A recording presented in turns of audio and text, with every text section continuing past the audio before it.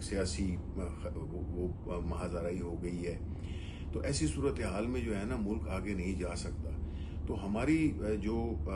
حکمت عملی ہے، جس میں کہ ظاہر ہے کہ خان صاحب نے بھی یہ کئی دفعہ کہا ہے، اور انہوں نے اپنے تازہ ترین بیان میں بھی یہی کہا ہے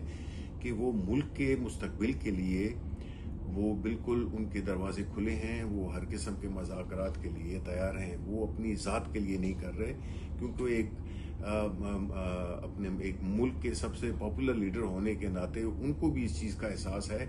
کہ یہ بات پاکستان تحریک انصاف کی نہیں ہے، یہ بات صرف عمران خان کی نہیں ہے، یہ اس ملک کے 25 کروڑ عوام کے مستقبل کی بات ہے. تو ہم ظاہر ہے کہ اس میں ہماری کوشش یہی ہے کہ کوئی ایسا طریقہ اختیار کیا جائے جس سے کہ ہم جو اس وقت جو ایک یہ سیاسی استحکام کے اس میں پھنسے ہوئے ہیں، اس سے ہم کس طریقے سے ہم نکلیں. اور وہ تبھی ہوگا جب ملک کے مفاد میں بات کی جائے، بجائے اس کے کہ ذاتی مفادات کی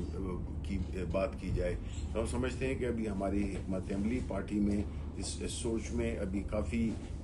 وہ آ رہی ہے، سنجیدگی آ رہی ہے کہ ہم نے اب کوئی راستہ نکالنا ہے، اور راستہ ملک کے لیے نکالنا ہے. ہم نے نہ اپنے جو ہمارے کیسز ہیں وہ آپ کو پتہ ہے وہ سیاسی کیسز ہیں، اور وہ اس کی بات نہیں ہے. ہم چاہتے ہیں کہ یہ ملک جس صورتحال سے دوچار ہے، جس میں اب آئین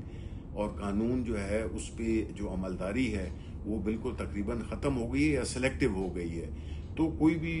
ملک نے اگر معاشی طور پہ آگے جانا ہے، سماجی طور پہ آگے جانا ہے، تو ہمیں ایک چیز